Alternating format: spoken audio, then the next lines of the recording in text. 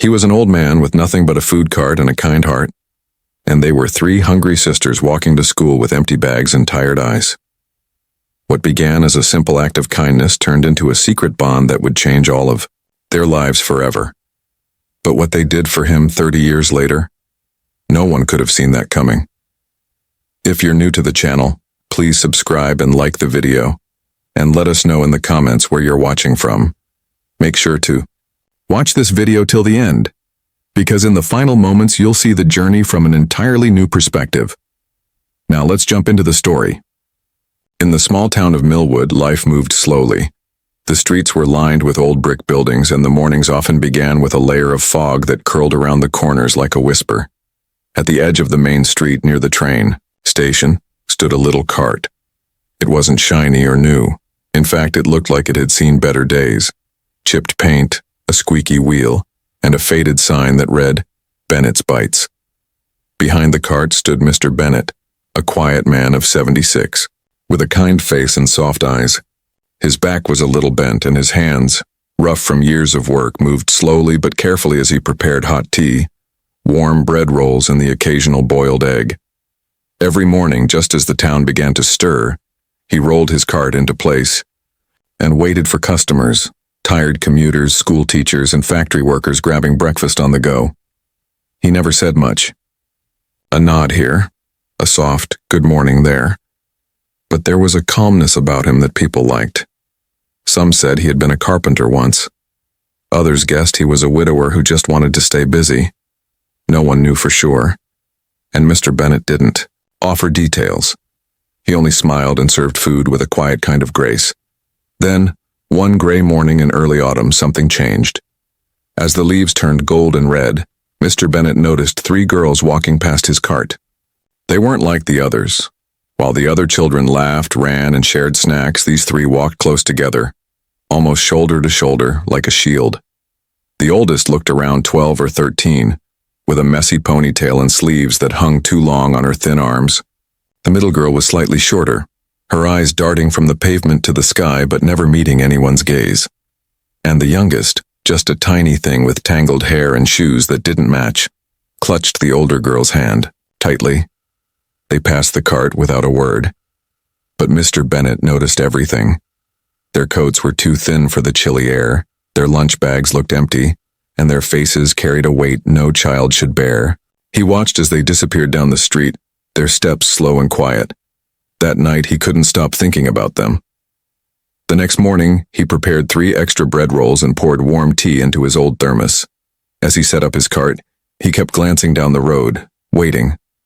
At the same time as the day before, the girls appeared, walking in that same tight line, their heads down. When they passed by, Mr. Bennett called out gently, "Morning, girls. Would you like some breakfast?" They stopped. The oldest girl turned around slowly, her expression unsure. The middle one took a step back, and the youngest stared at her feet. "We don't have money," the older one said quietly, her voice almost lost in the wind.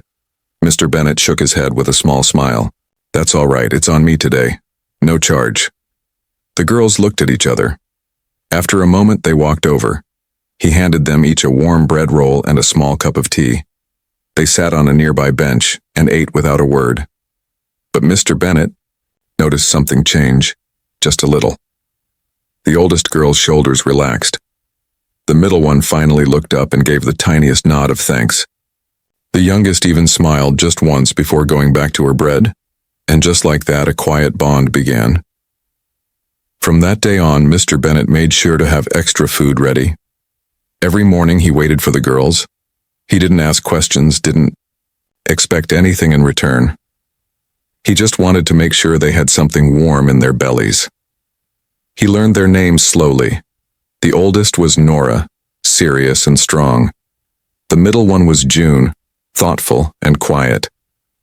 And the little one was Faye, full of wonder even through her tired eyes. They never stayed long.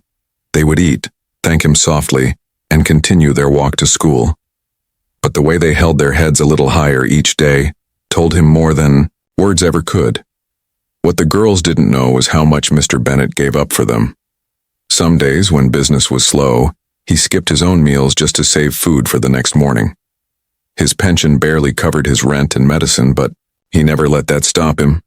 No one should be hungry, he often muttered to himself, especially not children. As the days grew colder, the bond between the old man and the sisters grew stronger.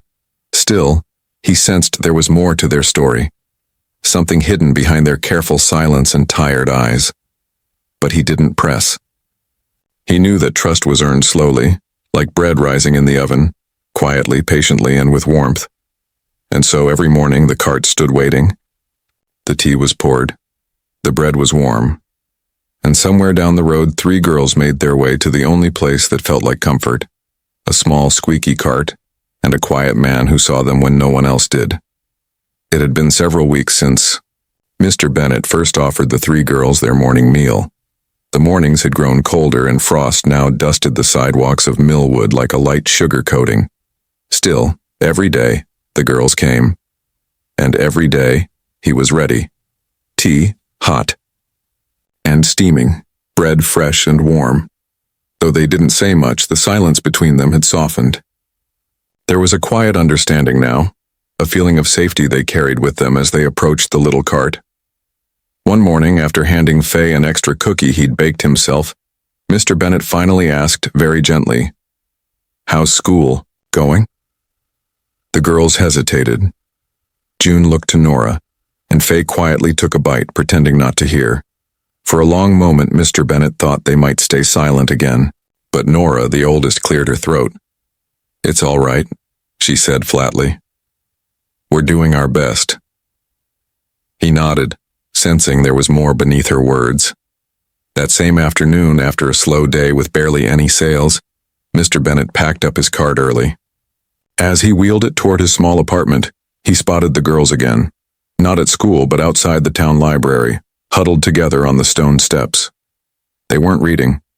They were simply sitting there, looking tired and cold. Mr. Bennet walked past quietly but couldn't shake the image from his mind. The next morning, as he served their usual meal, he tried again. "You girls waiting for someone yesterday?" he asked softly. Nora hesitated, then shook her head. "We go there sometimes to keep warm," June added.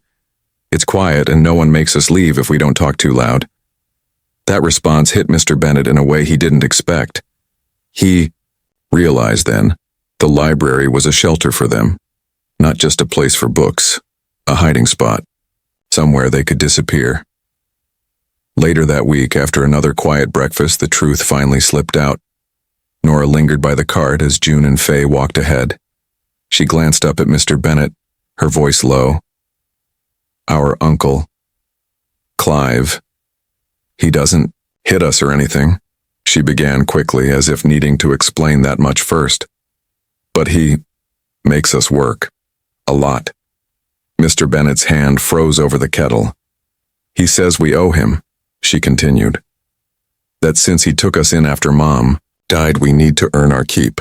Her voice shook slightly now. "So we clean, cook, wash, all day, no time to play. No snacks at home, just chores." "And your father?" Mr. Bennet asked carefully. Nora gave a tired shrug. "Gone. We don't know where." He wanted to say something right away, to march down to that man's house and demand justice. But he knew better. The girls had trusted him with this secret. Rushing in with fists and fury wouldn't help them. Not yet. Instead, he took a slow breath and said, "That's not how it's supposed to be.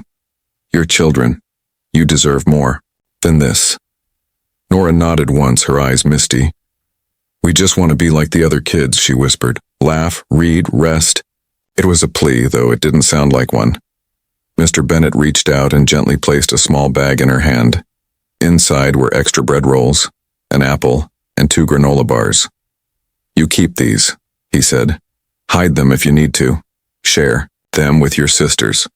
And I'll bring more." She looked up at him, unsure. "But why? You barely have enough for yourself." He smiled, the corners of his eyes crinkling. "Because someone should care. And if no one else will, then I will." From that day on, Mr. Bennet began planning his cart around the girls. He set aside a little money from each day's earnings, even on slow days. He found ways to stretch what he had, baking bigger batches, buying fruit in bulk, cutting back on his own meals when needed. Sometimes he slipped grocery bags behind. The school with notes for Nora, June, and Faye, keep going. He also quietly spoke to Mrs. Langley, the girls' literature teacher, who always had kind eyes and a warm smile. Without giving away too much, he hinted that the girls might need someone looking out for them. Mrs. Langley promised to keep watch and help however she could, and little by little a change began. The girls walked with just a bit more lightness in their steps.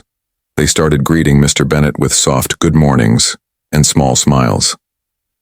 Faye even gave him a handmade thank you card one morning, drawn with crayons and hearts. Still, the worry never fully left their eyes. And Clive, their uncle, had begun to notice the small changes too. He started asking them where the extra food came from, why they weren't as tired anymore, why Faye laughed more often. The girls never answered directly, but Clive's stares grew sharper. One night, as Mr. Bennet counted the coins from his jar, he whispered to himself, "I have to do more. I made a promise, not just to feed them, but to protect them, to give them back a piece of the childhood they were losing too fast." He didn't know how yet, but he would find a way, because some promises don't need to be spoken out loud to be real. They just need to be made with the heart. Years passed quietly in the town of Millwood, just like the seasons. One after another, time flowed on. The streets changed slowly, new shops opened, old ones closed, children grew up, people moved away, and buildings wore more wrinkles, just like their owners. Mr. Bennet's cart stayed the same. The sign still read, "Bennett's Bites," though the paint had faded to a soft blur. The squeaky wheel still squeaked. His tea was still hot and his bread was still warm. But his hands had grown shakier and his steps slower. He now walked with a cane and needed a stool to sit behind his cart. Still, every morning he showed up. Rain or shine, cold or warm. The little cart had become part of the town's rhythm, and even though he didn't speak of them often, he still thought about the three girls. He thought of Nora, June, and little Faye, the sisters who once stood at his cart each morning, silent and hungry. The girls who shared bread and tea on the park bench, who slowly began to smile, and who trusted him with their truth. He hadn't seen them in a long while, not since they moved away for high school, then college, then life. But he remembered everything. What he didn't know was this: the girls never forgot him either. Now grown, the sisters had taken different paths, but their hearts still carried the warmth of a kind man with a food cart who once saved them with bread and kindness. Nora, now 39, had become a pediatric nurse, working in a busy hospital in IE, a large city. She spent her days caring for children with gentle hands and listening ears. Her co-workers often said she had a special way with kids, especially the quiet ones, the ones who reminded her of herself. She kept a photo in her locker. It showed a food cart, a bench, and 3 young girls. She never explained it to anyone. But it was her reminder: never forget where you came from. Never stop being the person someone once was for you. June, now 37, had followed a different road. She started as an office assistant in a small company, then slowly moved up. She saved every penny and studied part-time. Over the years, she grew into a businesswoman who owned her own event planning company. Her favorite jobs were charity fundraisers, especially ones for kids. Every time she helped raise money for school lunches or shelters, she thought of Mr. Bennet. She still had one of the old paper bags he gave her with the note, "Keep going." It was worn, folded, and tucked inside her wallet. Faye, the youngest, had blossomed into an artist. She designed handmade greeting cards and children's books. Her studio was filled with colorful drawings, many inspired by her childhood. One story she had written was titled, "The Man with the Squeaky Cart." It was never published, but it sat on her desk, always reminding her of the man who made her feel safe. Though they lived in different cities now, the sisters stayed close. They called each other often, visited when they could, and always talked about one day returning to Millwood, not just to visit, but to thank the man who changed everything. One sunny morning, 30 years after their first breakfast at the, cart, a letter arrived at Mr. Bennet's door. It was neatly written, addressed in a soft, flowing script.